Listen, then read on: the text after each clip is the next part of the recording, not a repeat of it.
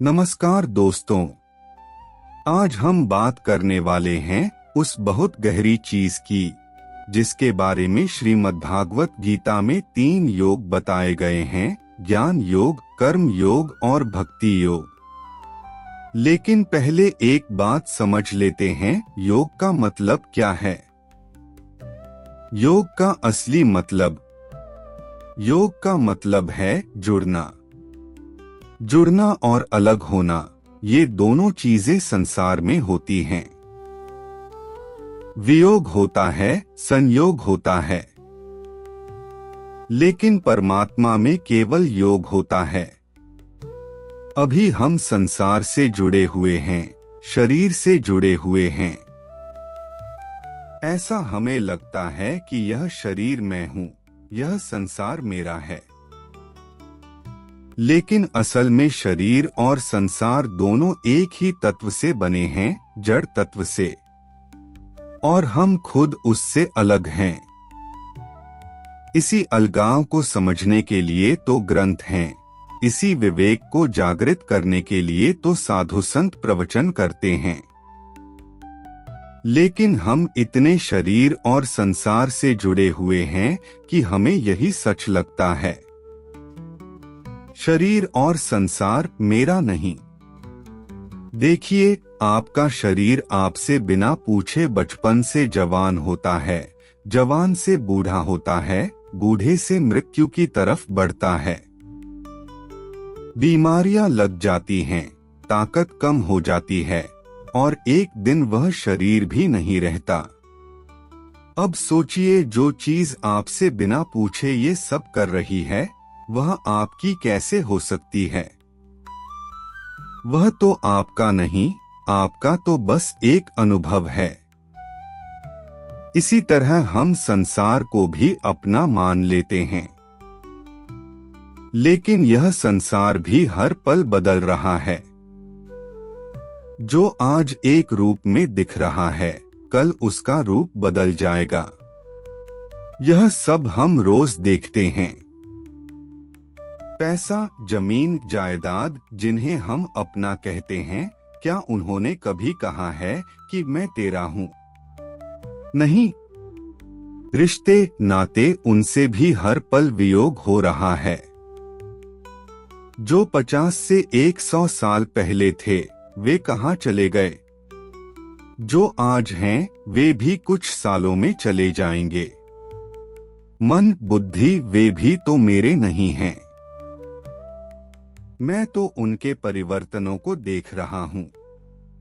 तो फिर आखिर मैं कौन हूँ?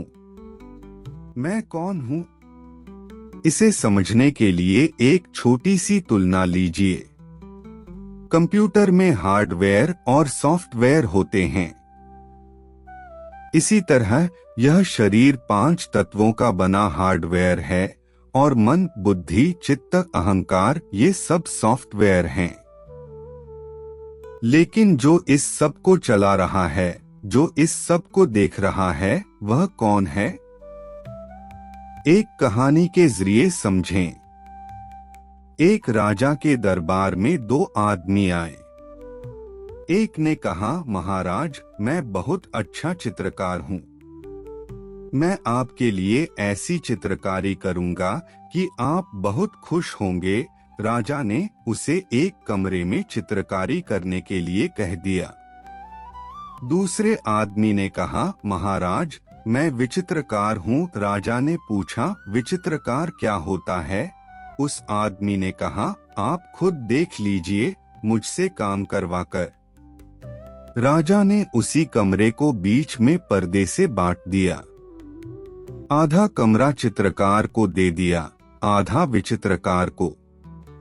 चित्रकार ने बहुत सुंदर चित्र बनाए, फूल, पहाड़, नदियाँ, राजमहल।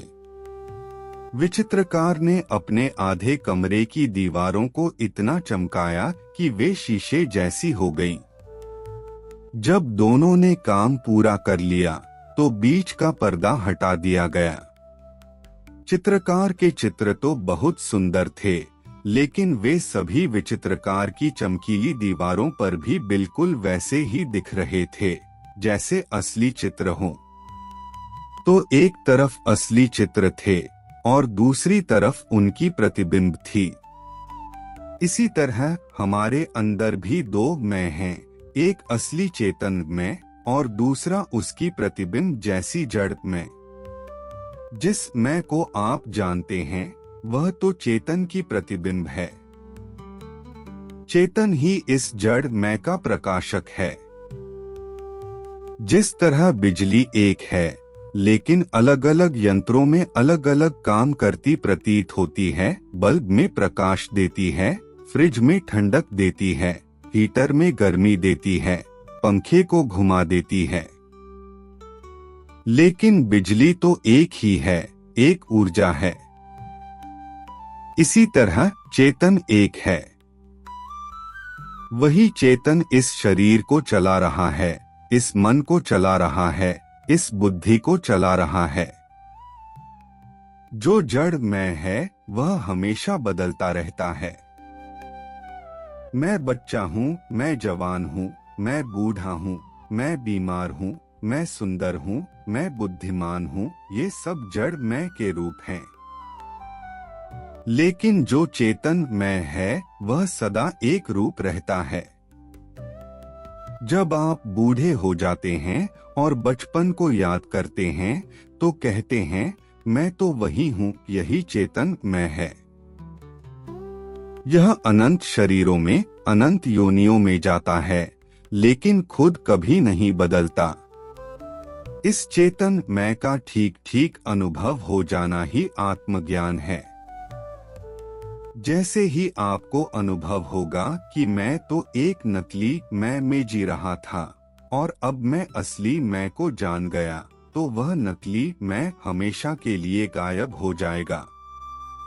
रमन महर्षि ने इसे एक बहुत सुंदर कहानी से समझाया है। पुराने समय में हिंदू रीति रिवाज के मुताबिक वर पक्ष की बारात कई दिनों तक वधू पक्ष के यहाँ रहती थी। एक आगंतुक वहां आ गया। वधू पक्ष वालों ने उसे वर पक्ष का सम्मानित व्यक्ति समझ लिया। उसका खूब सम्मान किया, मेहमान नवाजी की।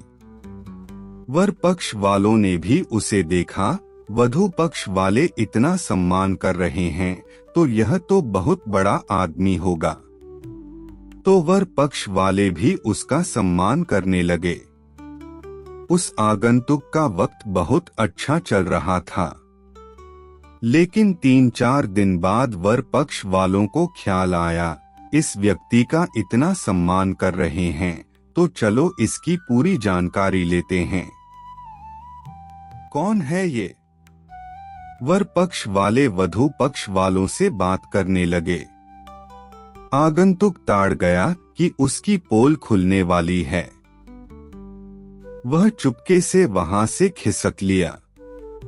बिल्कुल वैसा ही होता है हमारी जड़ मैं के साथ। जब असली चेतन मैं का सच्चा अनुभव हो जाता है तो यह नकली मैं जो शरीर है, मन है, संसार है, चुपके से गायब हो जाती है। मैं दो हैं, इसका प्रमाण मुंडको उपनिषद में भी मिलता है, जिसमें लिखा गया है द्वा सुपर्णा सयुजा सखाया समान वृक्षं परिपस्वजाते तयोरन्यः पिप्पलं स्वाद्वत्यनश्नन्न्योभिचाक्षीति। एक ही वृक्ष पर दो पक्षी अर्थात जीवात्मा और परमात्मा बैठे हैं।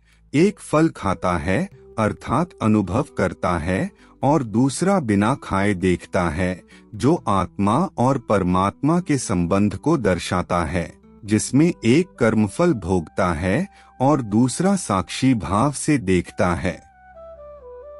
आत्मा के बारे में भगवान कृष्ण ने श्रीमद् भागवत गीता में बताया है, नैन छिन्दन्ति शस्त्राणि नैन दहति पावकः न चैन क्लेद्यन्त्यापो न शोष्यति मारुतः।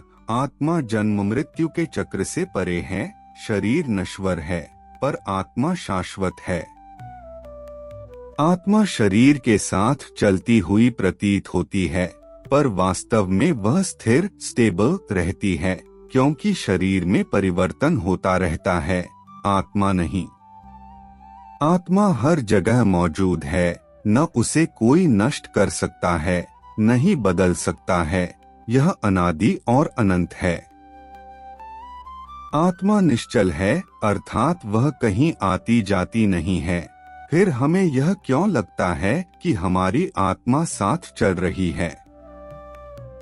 जिस प्रकार सूर्य का प्रतिबिंब एक दर्पण में बनाकर उसकी दिशा परिवर्तित की जा सकती है। हम गाड़ी में चल रहे हैं और हमारी गाड़ी के शीशे पर प्रतिबिंब बन रहा है, तो सूर्य उस गाड़ी में बैठे हुए व्यक्ति को कार के साथ चलता हुआ ही प्रतीत होता है। इसी प्रकार एक ही चेतन आत्मा अंतःकरण रूपी दर्पण पर बिंब रूप से प्रतीत हो रही है और हमारे साथ चलती हुई कार्य करती हुई प्रतीत हो रही है। दोस्तों, यह तो बस शुरुआत थी। बाकी चर्चा कैसे इस चेतन मैं को और गहराई से जाने, कैसे आत्मज्ञान हो, अगले वीडियो में चर्चा करेंगे। तब तक के लिए राम राम, नमस्कार, जय श्री कृष्ण।